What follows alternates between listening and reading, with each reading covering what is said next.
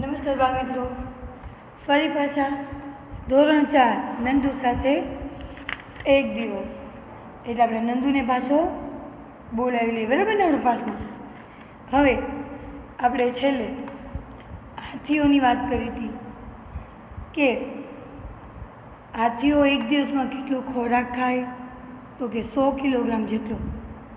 100 kilogram જેટલા પાંદડા અને ડાળીઓ થાય એટલો ખોરાક તે દિવસ દરમિયાન લેતા હોય છે. એનો આરામ કરવાનો સમય બહુ ઓછો, 2 થી 4 કલાક. એને શું ગમે છે? તો કે એને પાણીમાં અને કાદવમાં રહેવું ખૂબ ગમે છે.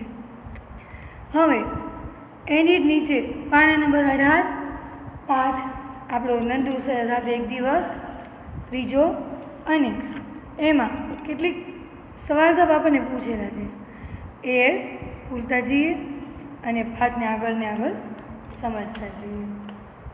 હવે પ્રશ્ન આપણને પૂછ્યો છે કે નંદુ ફક્ત 3 મહિનાનું જ છે. નંદુ એટલે નંદુ કોણ? તો કે નંદુ એટલે હાથીનું બચ્ચું. એ આપણે આની પહેલાંના જ પીરિયડમાં ક્લિયર કરી ચૂક્યા છીએ. આપણા પાઠનો મુખ્ય નાયક હીરો કહેવાય ને, પિક્ચર જોવા જાય તો હીરો કયો છે? તો કે સલમાન ખાન ને શાહરૂખ ખાન એમ. તો કે આ પાઠનો હીરો કોણ? નંદુ. એટલે કે નંદુ ફક્ત 3 મહિનાનો જ છે, પણ એનું વજન કેટલું છે? 200 કિલો. તો તમારું વજન કેટલું છે અત્યારે? બોલો. હવે તમે અત્યારે જેટલા છો એટલા, તો અંદાજે આપણે એમ કહીએ કે ભાઈ ધારો કે મારું વજન 20 કિલો છે. બાળકની વાત કરીએ જનરલી, તો આપણે જવાબમાં લખશું ધારો કે મારું વજન 20 કિલો છે, બરાબર? તો હવે પછીની વાત કરીશ કે તમે શોધો કે તમારા જેવા કેટલા બાળકોનું વજન ભેગું કરીએ તો નંદુના વજન જેટલું થશે. હાથીનું બચ્ચું 200 કિલોનું છે, તો આપણે 20 કિલોના છીએ. તો આપણી જેવા કેટલા કરશું ભેગા કે ત્યારે નંદુ જેટલું વજન સરખું થશે. તો 20 10 દુ 20, એટલે 10 બાળકો બીજા એવા આપણે લેવા પડશે. એટલે 10 બાળકો ભેગા થાય ત્યારે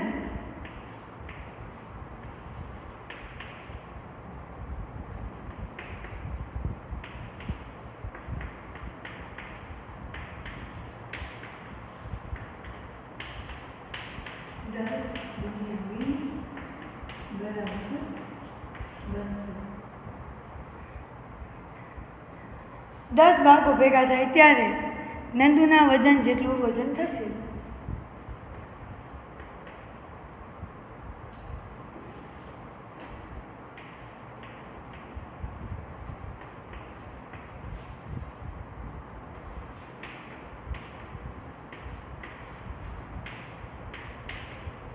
બરાબર ને? લખી લો બાળકો.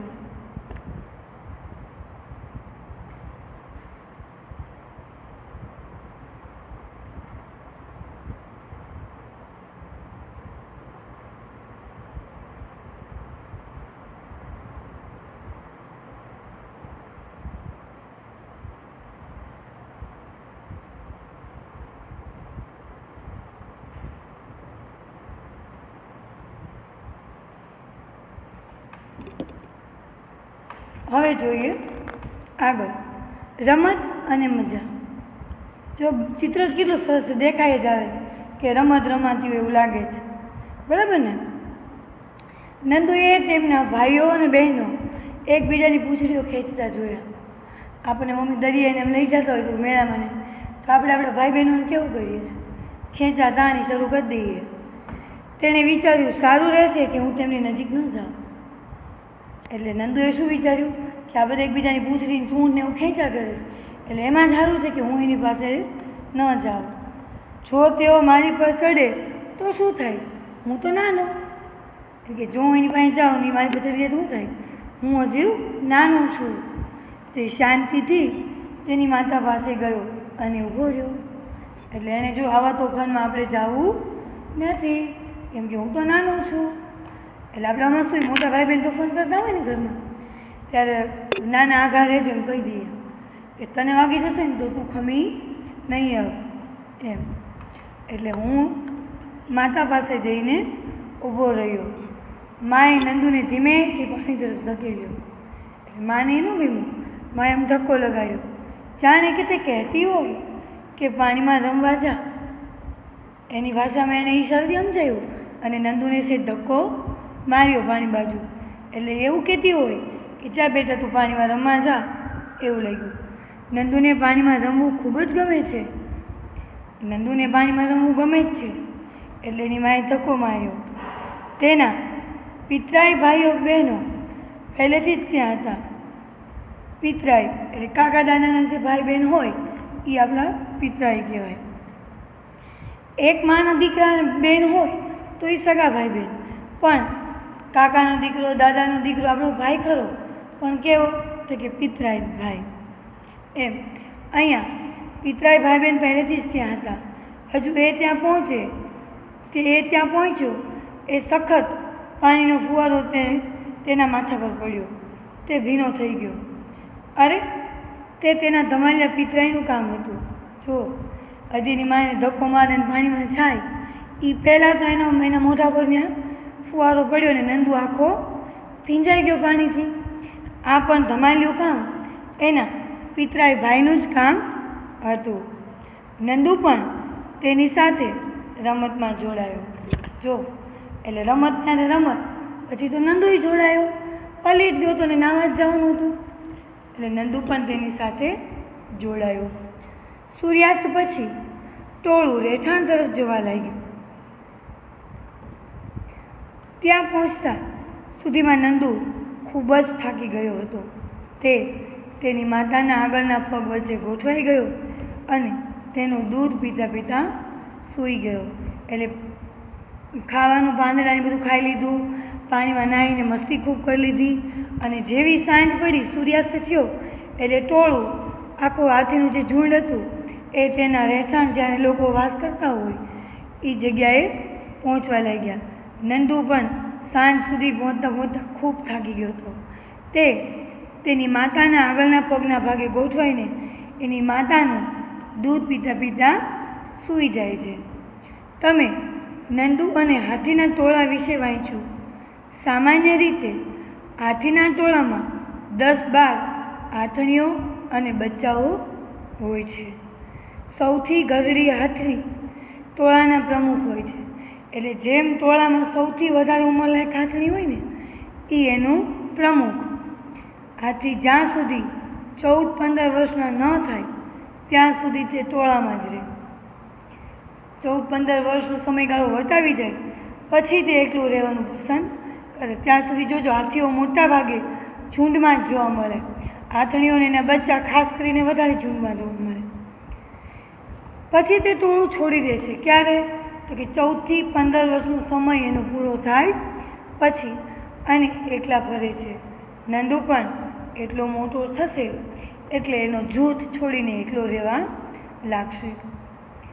હાથીઓની જેમ બીજા ઘણા હાથીઓ પણ જૂથમાં જ સાથે રહે છે. આ પ્રાણીઓના સમૂહને ટોળું કહે છે. એટલે હાથીઓ જેમ ઝુંડમાં રહેતા હોય એમ બીજાય કેટલા બધા પ્રાણીઓ એવા છે કે જે ટોળામાં રહેતા હોય છે, સમૂહમાં રહેતા હોય છે. અને આવા સમૂહને આપણે ટોળું કહીએ છીએ. ટોળામાં રહેતા પ્રાણીઓ ખોરાકની શોધમાં સાથે જ ફરતા હોય છે. એટલે પોતે ભૂખ્યા થાય તોય તે જૂથમાં જ ટોળામાં સમૂહની અંદર જ વિચરણ કરતા હોય છે. હવે આપણે સવાલ જવાબ નોંધ કરતા જઈશું. પેન્સિલને રબર સાથે હાથમાં લઈ લો અને હું જે નોંધ કરાવું છું બોર્ડ ઉપર એ તમારી સાથોસાથ નોંધતા રહેવાની છે.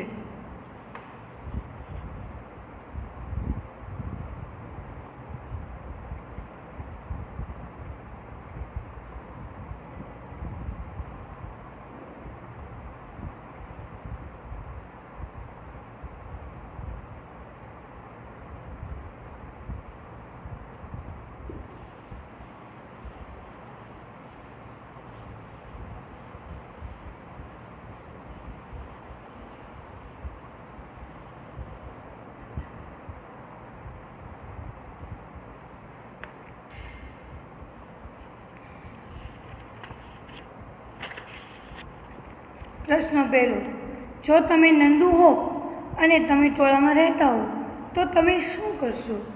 બરાબર.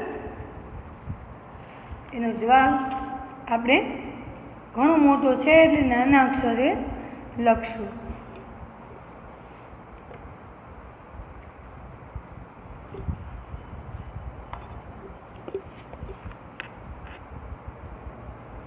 જો હું નંદુ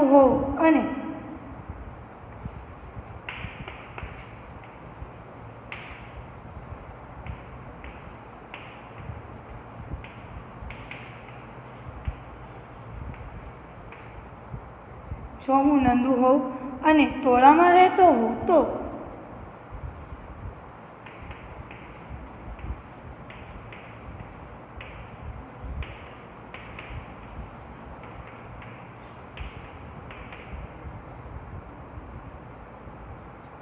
મારી માતા અને ભાઈઓ બહેનો સાથે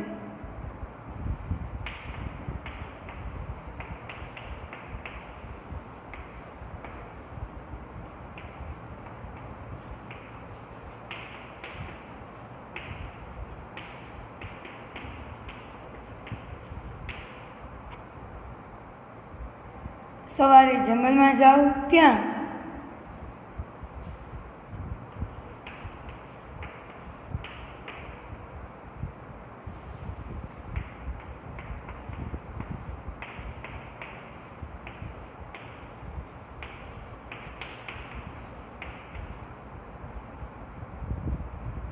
અને ત્યાં ઝાડના પાન અને કુમળી ડાળીઓ ખાવ.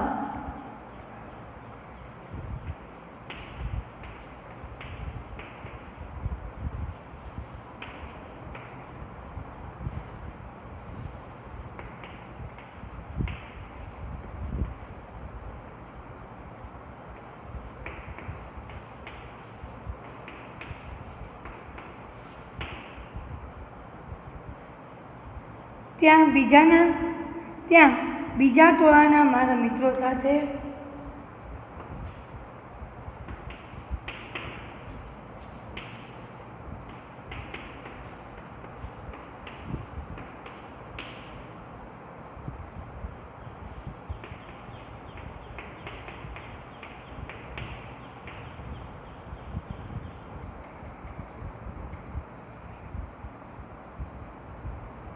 થોડી મસ્તી કરું, પછી પાસેની નદીમાં મિત્રો સાથે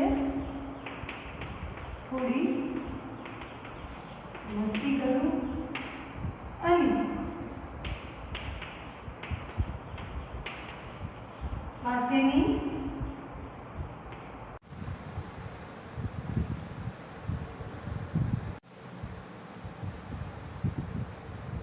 જો આગળ જવાબ લખીએ. આખો દિવસ આ રીતે મજા કરી સાંજે બધા સાથે રહેઠાણ તરફ જવા નીકળી. રસ્તામાં આવતા કુમળા છોડ ઉખેરી કે ઝાડની ડાળીઓ તોડી તેના પાન ખાવાના. હાથીઓ કેવું કરે, જતા જતા ખાતા જાય પીતા જાય કરે ને, એટલે ભૂખો ત્યાં સુધી ડાળીઓનું જમવાનું ખાય. અને સાંજે રહેઠાણે પહોંચતા માતાની પડખામાં ગોઠવાઈ જાય. અને જેમ નંદુએ કર્યું કે માતાનું દૂધ પીતા પીતા સૂઈ ગયો, એમ હું પણ જો નંદુ હોઉં તો રાત પડે માતાનું દૂધ પીતા પીતા સૂઈ જાઉં. એમ કે નંદુ હો તો તમે શું કરો એમ કીધું છે. એટલે જેવો હાથી વર્તન કરતું હોય એક હાથીનું બચ્ચું, એ જ રીતનું આમનું વર્તન હોય ત્યારે કલ્પના કરવાની કીધું છે. બરાબર. પહેલાં સારા અક્ષર લખી લઈએ.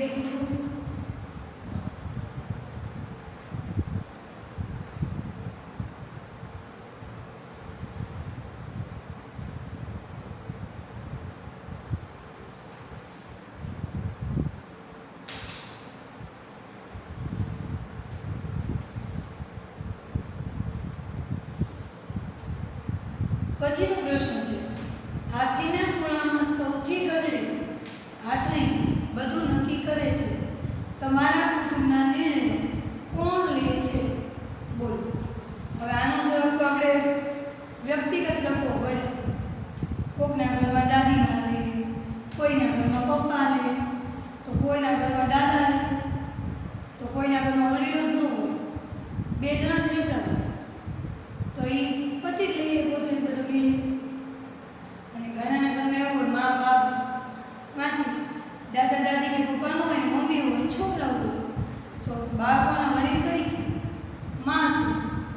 ત્યાં આગળ વડીલ તરીકે માં છે, એટલે ઘરનું બધું નિર્ણય કોણ લેશે? માં. સંયુક્ત કુટુંબ હોય, 2-3 દીકરા હોય, સાસુ સસરા બધા હોય, તો સૌથી વધારે વડીલનું પાત્ર સસરાનું હોય. અગર દીકરા હોય તો એ દીકરા દાદા કહે ને, એટલે ઘરના વડીલ તરીકે દાદા છે એ બધા નિર્ણયો લેતા હોય છે. બરાબર? તો આપણે પહેલાં વાત કરી લઈએ કે ભાઈ મારા કુટુંબમાં મોટા ભાગના નિર્ણયો ઘરના વડીલો ભેગા મળીને લે છે, પણ પહેલાં કોઈ પણ બાબતની ચર્ચા વિચારણા થાય. કઈ રીતની બાબત છે, શું બનાવવું છે, કઈ રીતનો સમય છે, બધી ચર્ચા વિચારણા કરીને ઘરના વડીલો નિર્ણય લેતા હોય છે. તો આપણે એમ જ આમાં રાખીએ કે મારા કુટુંબના મોટા ભાગના નિર્ણયો ઘરના વડીલો લે છે. કોઈ વડીલનું આપણે નામ નથી આપ્યું. બરાબર? લખાઈ ગયું છે.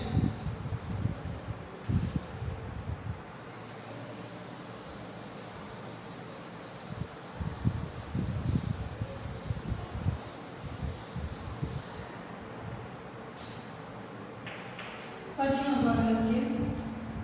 મારા કુટુંબમાં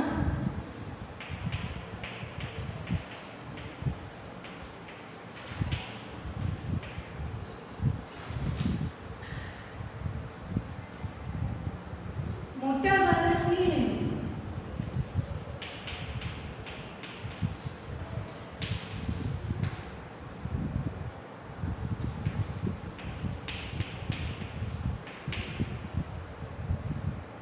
ઘરના વડીલો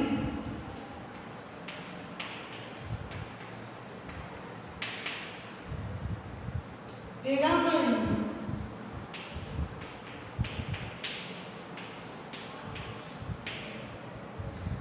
ચર્ચા કર્યા બાદ લે છે.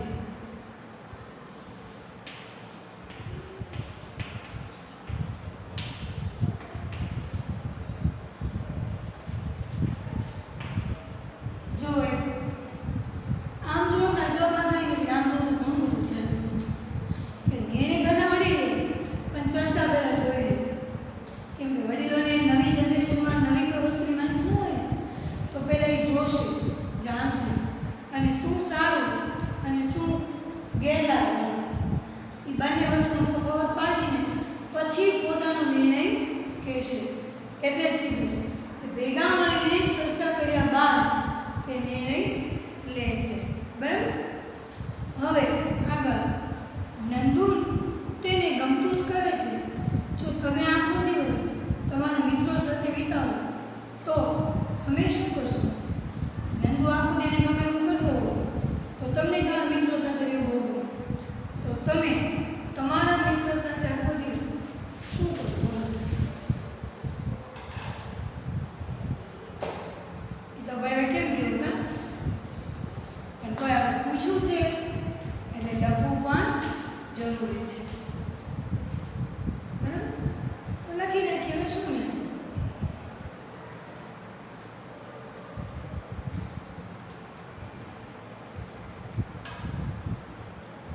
જો હું આખો દિવસ મારા મિત્ર સાથે વિતાવું તો લખું.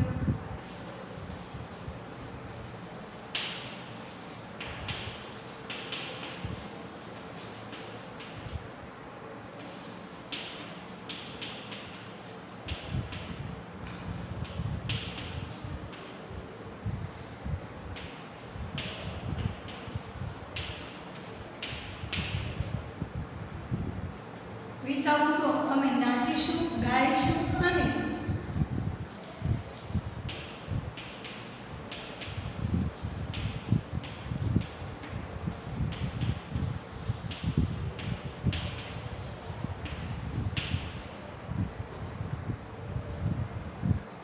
અમારા ખેતરમાં જઈને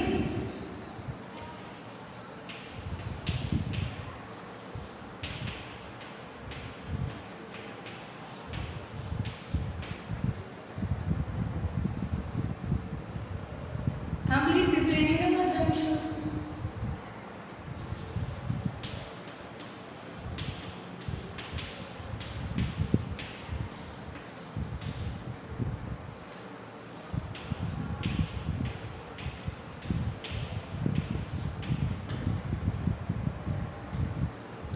બધા સાથે બજારમાં જઈને પાણીપુરી ખાશું.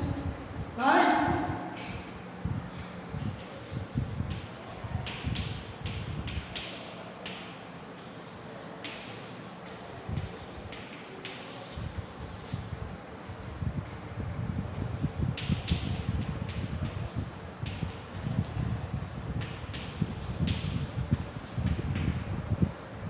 જો આઈસ્ક્રીમ ખાશું અને ખૂબ મજા કરશું.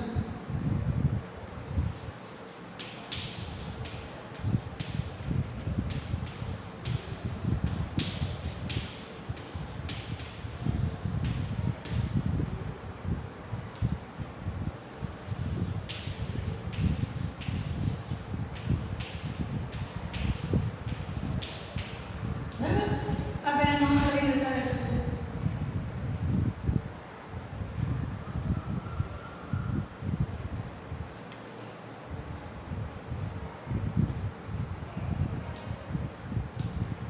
જો અહીંયા મેં મારા શબ્દમાં મારી રીતે લખ્યું છે.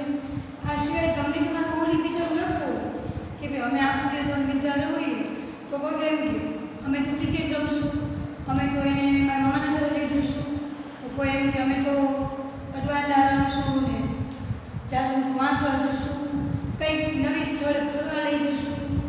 બધાને વિચાર અલગ અલગ હોય, પણ આ તો જનરલી એવરેજ આપણે બધા વિદ્યાર્થીઓ કરતા હોય એ રીતનું વર્તન નોંધેલું છે. છતાં તમારે બીજું લખવું હોય તો પેન્સિલથી લખવાની છૂટ છે. બરાબર ને? કોઈ એમ કે બજારમાં જઈને અમે તો બેલ ખાઈએ તો એ પાણી જગ્યાએ બેલ લખવાની છૂટ છે. બરાબર? કોઈ એમ કે અમે બહેનો હોય તો એમ કે અમે તો કાપડની ખરીદી કરવા ગયા, ડ્રેસની ખરીદી કરી, મમ્મી પપ્પાને ટાઈમ નહોતો તો અમે બધા બહેનપણીઓ મળીને પિક્ચર જોવા ગયા, એવું પણ આવે.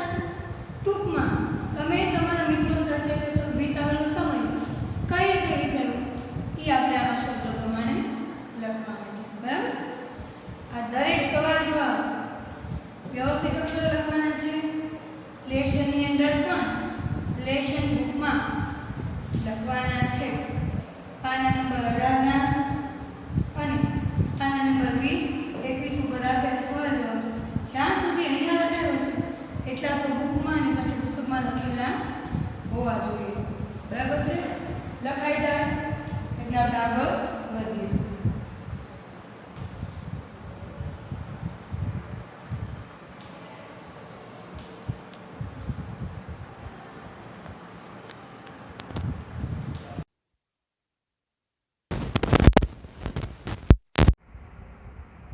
હવે આપણે આગળ વધીએ કે ભાઈ તમે બીજા કયા પ્રાણીઓ ફળમાં રહે છે એ આપણે શોધી કાઢીને લખવાનું છે.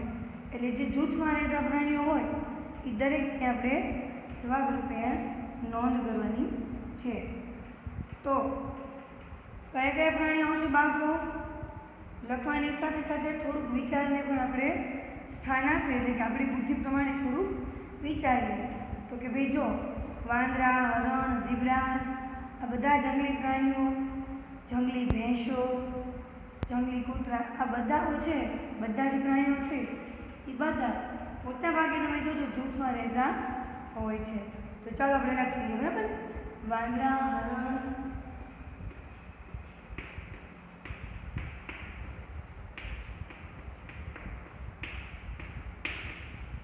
ઝીબ્રા,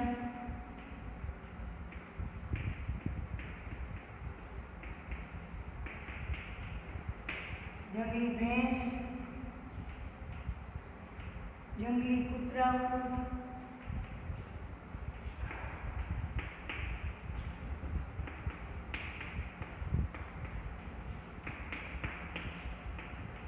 વરુ,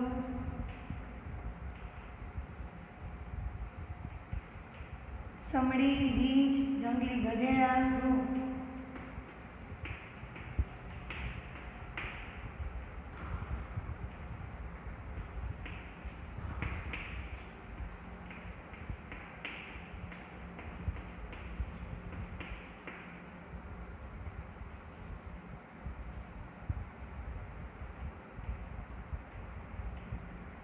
કીડીઓ, માછલીઓ,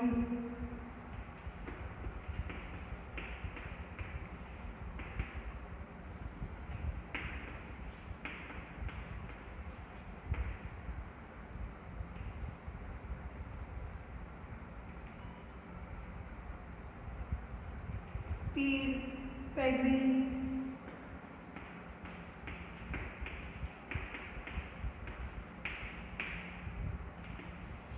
આ બધા પ્રાણીઓ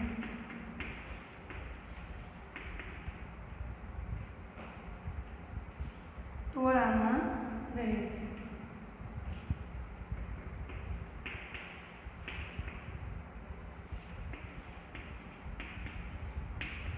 બરાબર? એટલે બધા પ્રાણીઓ આપણે જોજો એકાદ બે પ્રાણી એટલે ઊભું હોય એવું તો ભાગ્યે જ જોવા મળે. બાકી મોટા ભાગે બધા પ્રાણીઓને તમે યાદ કરશો ને તો ટોળામાં ઊભા હોય એવું જ આપણે નજરે પડ્યું હશે. અને આપણી સ્મૃતિમાં પણ એ જ હશે. એકલું ઝીબ્રા ઊભું હોય એવું ભાગ્યે જ જોવા મળે. મોટા ઝુંડમાં જ ઊભા હોય બધા પ્રાણીઓ. એટલે આપણે એ જ જવાબ લખવાનો છે કે બીજા એવા કયા કયા પ્રાણીઓ છે કે જે ઝુંડમાં ટોળામાં રહેતા હોય. તો આ દરેક પ્રાણીઓના નામ આપણે લખેલું હોય.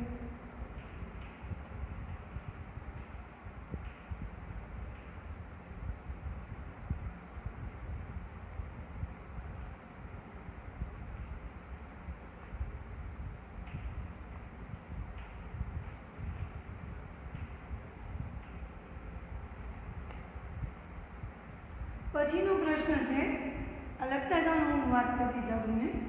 શું તમે જૂથમાં રહો છો? તમને પૂછું. હવે પ્રાણીઓની આપણી વાત આવે. શું તમને બધાની સાથે જૂથમાં રહેવું પસંદ છે? તમને કેમ જૂથમાં રહેવું પસંદ અથવા ના પસંદ છે તેના દાખલા લો. હવે સમુદાય એક કરતાં વધારે માણસો હોય તો ઘણા એમ કે બહુ મજા આવે, ઘણા એમ કે સેજી ન હોય. એટલે વ્યક્તિના પોતાના વિચારો ઉપર આમાં આધાર રાખે છે. એટલે આપણે એનો પણ જવાબ લખી લઈએ.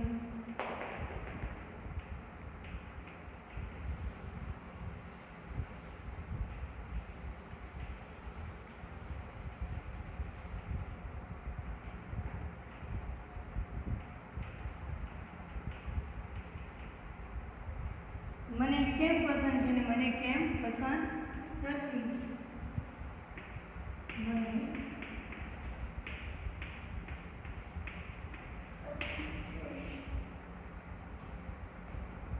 મને કેમ ના પસંદ છે.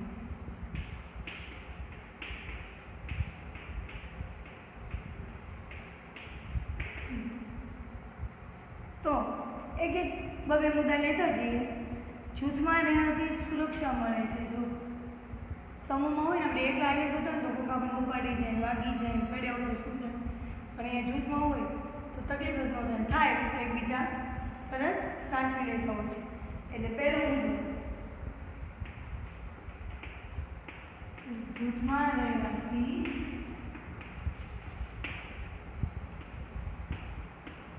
સુરક્ષા મળે છે. માટે મને જૂથમાં રહેવું ગમે છે. તો પછી એની સામે નાપસંદ એવો મુદ્દો તો કે જૂથમાં રહેવાથી અંદર અંદર ઝઘડા થવાની સંભાવના વધુ રહે. જેટલા ઝાઝા વ્યક્તિ એટલું મતાંતર વધારે, એ પ્રમાણે ઝઘડા થાય. તો કે જૂથમાં રહેવાથી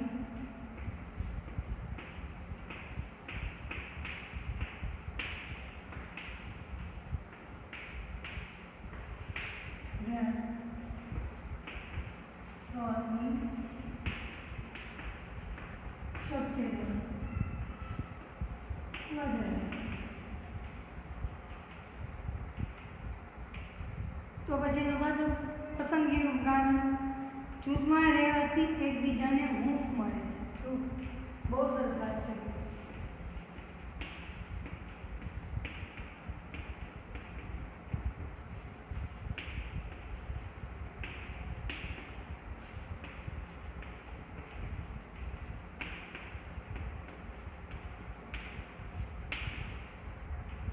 હૂંફ મળે.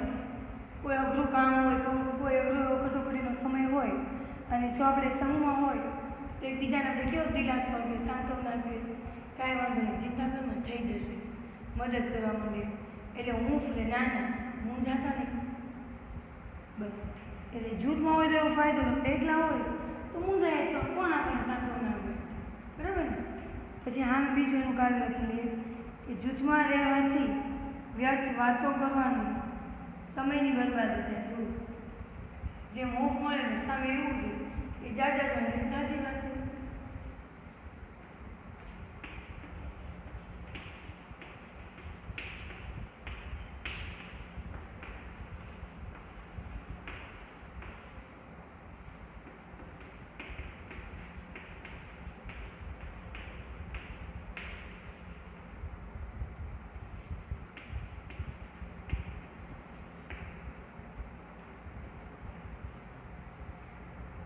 પછીનું કારણ જૂથમાં રહેવાથી સમૂહ ભાવનાનો વિકાસ થાય. જો બાળકોને સમૂહમાં પ્રવાસ તેનું શું કામ લઈ જાય, ટોળામાં બેસાડીને પ્રવૃત્તિ કરાવશે બાળકોમાં. કેમ તો કે સમૂહ ભાવ કહેવાય. બાળક પરિવારમાં કે જોજો એટલું વિભક્ત કુટુંબ હશે, મા બાપ ને બાળક, તો એ કેવું એનું વર્તન જોજો. અને સંયુક્ત કુટુંબમાં ઉછરેલું બાળક જે હોય એનું વર્તન જોજો. સમૂહમાં રહેલું બાળક હોય ને એ બધાના સ્વભાવ સાથે જલ્દી એડજસ્ટ થઈ જાય. કેમ તો એનામાં સમૂહ ભાવના કેળવાયેલી હોય છે. એટલે કહે છે કે જૂથમાં રહેવાથી સમૂહ ભાવના કેળવાય.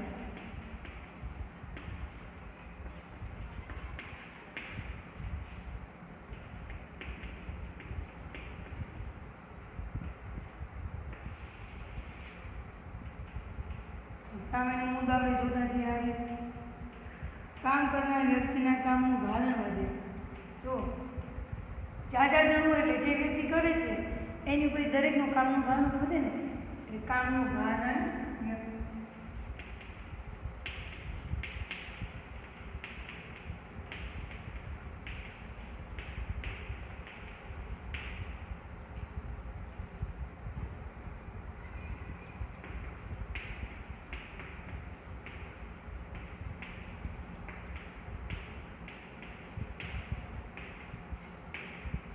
પહેલા ત્રણ મુદ્દા લખી લો. આ ત્રણ મુદ્દા લખી લો, પછી આપણે આગળ લખતા જઈએ. બરાબર? અક્ષર નાના કાઢશું તો ઘણા બધા મુદ્દા સમાવી શકશું. એકાદ બે લખી લઈએ એટલે આપણે 5-6 મુદ્દા લખ્યા હોય એટલે પરીક્ષા સમયમાં 1 કે 2 આપણને આવડે. તો મૌખિક રીતે પણ પૂછે તો આ તો બધું વ્યવહારિક જ્ઞાન છે, કમ છે. બરાબર? ચાલો સારા છો નોંધ કરી લો.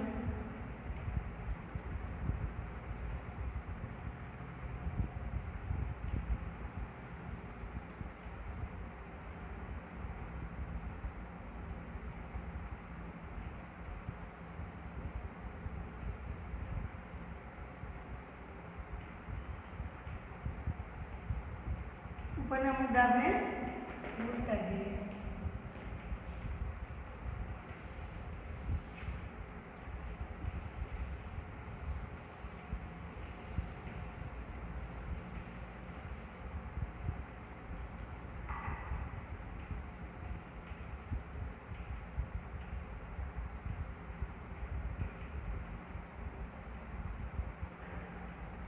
એકબીજાને મદદરૂપ થવાનું શીખે છે. દાદા દાદીનો પ્રેમ મળે છે. જો બહુ સરસ વાત કરે.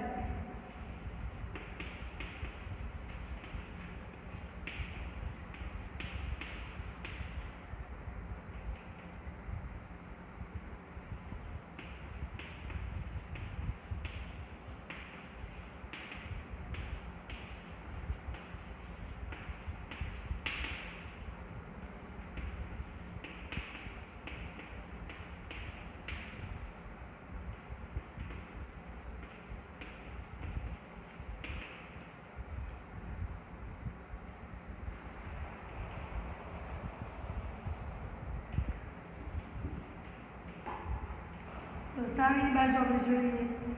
સ્વતંત્રપણે જીવી શકાતું નથી. જો અહીંયા સમૂહમાં એકબીજાને મદદ થાય એટલે સ્વતંત્રપણે જીવી શકાતું નથી.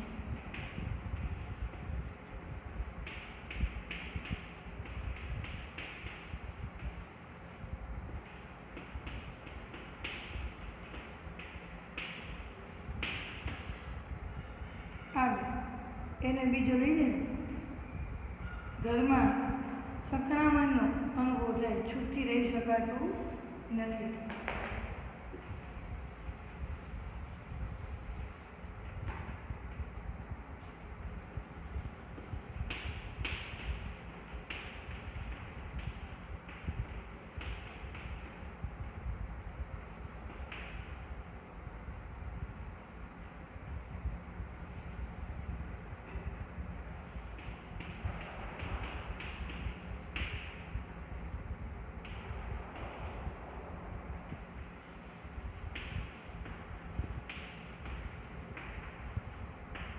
અથવા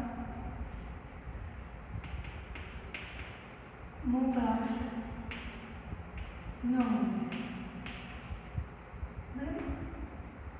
હવે અહીંયા આ ગમવું અને ન ગમવું જૂથમાં રહેવાની પસંદગીની વાત કરી એ લખાઈ ગયા પછી લેશન 9 ખાસ જેટલા મેં સવાલ જવાબ તમને પાઠ્યપુસ્તકમાં લખાયા છે એ દરેક સવાલ તમારે લેશનની બુકમાં સારા અક્ષરે લખવાના રહેશે.